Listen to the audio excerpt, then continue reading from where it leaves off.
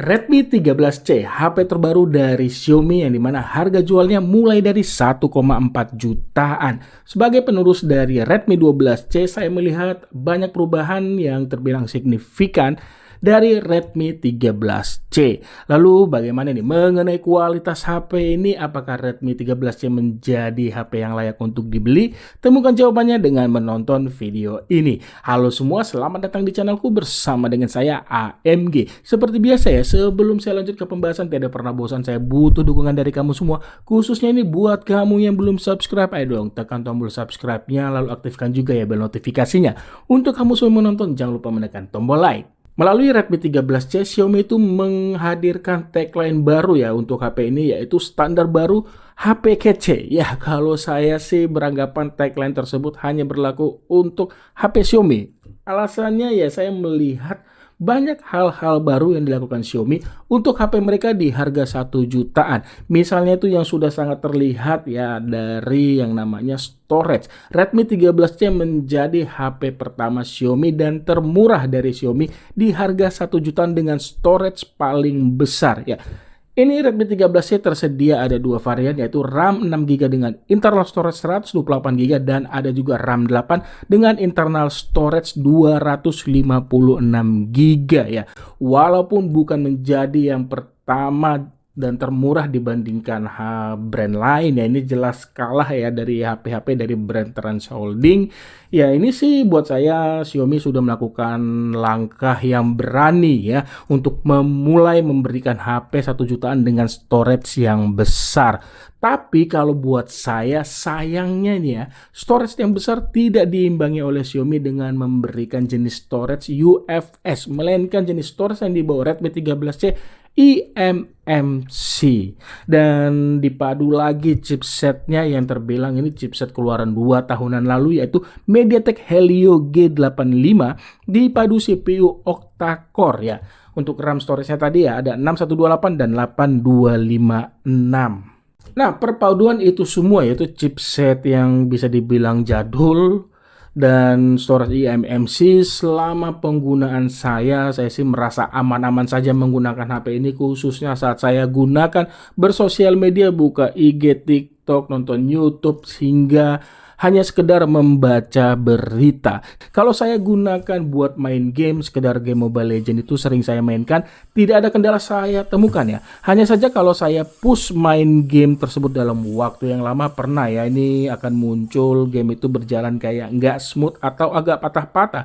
Masih bisa saya terima untuk hal ini karena ya saya mainkan pada pengaturannya nih mentok kanan ya, frame rate-nya high dan grafiknya ultra. Nah, pada pengaturan tersebut rata-rata FPS yang didapat itu di angka 46,45 poin.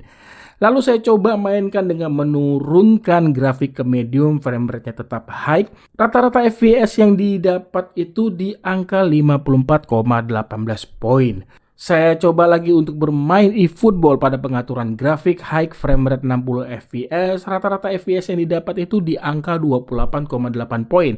Kalau saya mainkan pada pengaturan grafik ini standar saja ya, artinya saya turunkan satu tingkat dan frame rate-nya 60 fps. Rata-rata fps yang didapat itu di angka 44,01 poin. Jadi bisa saya simpulkan dengan perpaduan hardware yang dibawa Redmi 13C di sisi performa ya, HP ini jelas masih bisa diandalkan untuk menjalankan segala aktivitas termasuk game-game yang bisa saya bilang sih menengah ke bawah ya, dengan catatan juga memainkan game tersebut pada pengaturannya itu khususnya pada grafik jangan mentok ke kanan ya. Itu sih saran dari saya ketika kamu sudah membeli Redmi 13C.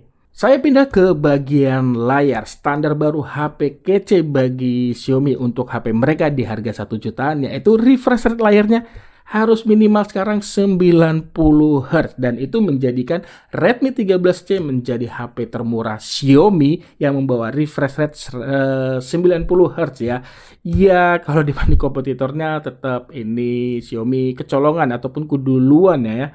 Karena ya sudah lumayan banyak HP-HP khususnya dari Trans Holding itu membawa layar refresh rate itu 90 Hz dan harga jualnya lebih murah dari Redmi 13C. Tapi balik lagi, saya apresiasi langkah yang berani dilakukan Xiaomi yang akhirnya memberikan refresh rate 90 Hz untuk HP mereka di harga 1 jutaan. Nah, keuntungan refresh rate 90 Hz ini jelas ya akan memberikan tampilannya itu terlihat lebih halus dibanding 60 Hz saat saya hanya sekedar swipe layar saja. Sementara nih yang mengenai kualitas layar seluas 6,74 inch masih kategori nyaman dari sisi visual. Panel IPS LCD dipadu resolusi HD Plus mampu memberikan warnanya ini terlihat cukup cerah dan cukup pekat dengan tampilannya juga terlihat cukup tajam. Kehadiran sertifikasi Widevine L1 membuat tontonan streaming film ya seperti dari Netflix, HBO Go ataupun sejenisnya ya ini akan lebih nyaman karena bisa ditonton pada kualitas HD.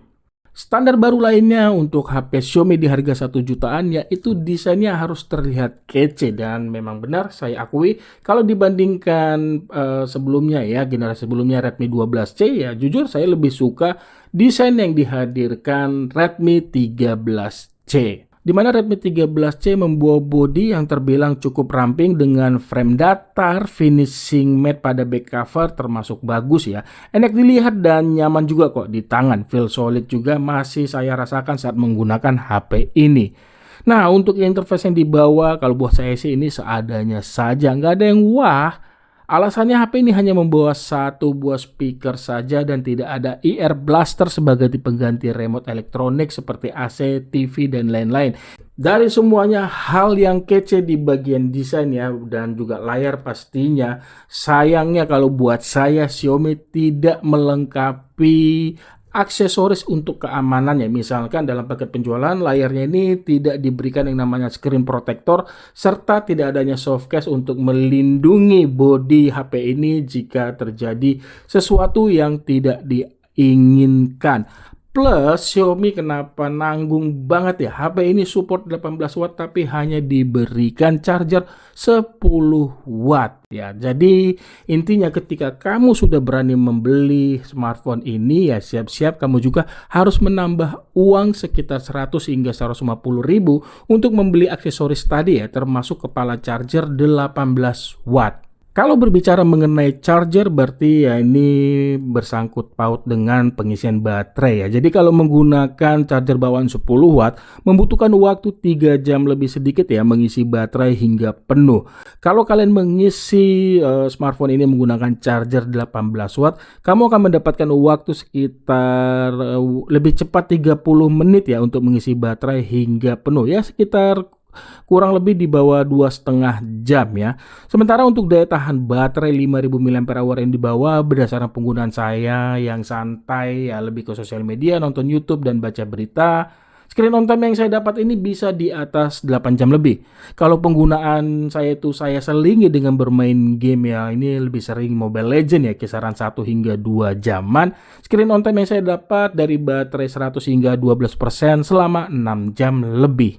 Urusan mengabadikan momen dalam bentuk foto ataupun video, Redmi 13C mengandalkan kamera 50 megapiksel di belakang ditemani 2 megapiksel lensa makro dan satunya ini saya nggak tahu ya lensa apa. Sementara satu kamera depan beresolusi 8 megapiksel.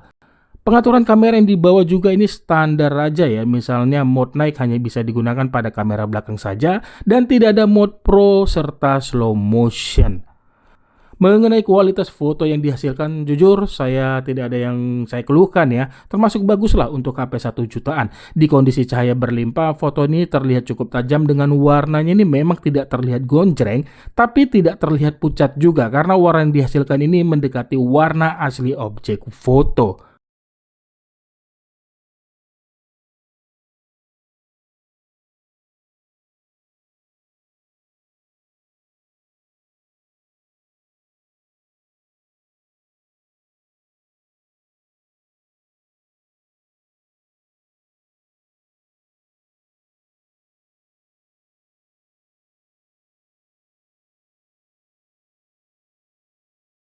Kalau kalian foto di kondisi cahaya seadanya hingga ke low light malam hari, untungnya ini warnanya masih terlihat tidak pucat walau ada sedikit saja warnanya ini turun ya. Dengan detail berkurang bahkan bisa hilang kalau kondisinya itu benar-benar gelap ataupun low light.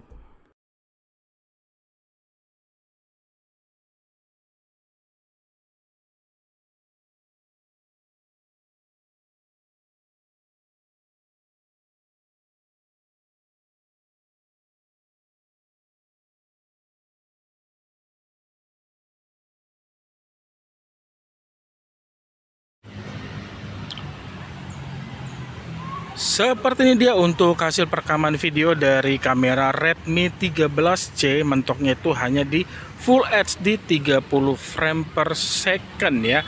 Terus tidak ada juga pilihan untuk bokeh ataupun beauty ya. Pokoknya intinya buka video tinggal rekam saja. Ya, kurang lebih seperti ini dia untuk hasil perekaman videonya.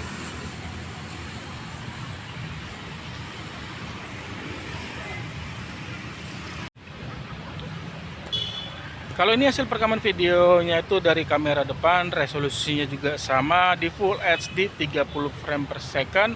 Tidak ada pengaturan untuk mengaktifkan beauty ataupun bokeh.